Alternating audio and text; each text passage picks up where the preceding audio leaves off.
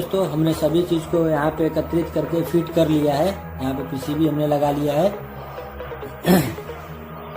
PCB को हमने लगा लिया है। कंप्रेसर का टर्मिनल का ढक्कन भी हमने लगा लिया है। यहाँ पे हमारा काम ओके हो गया है।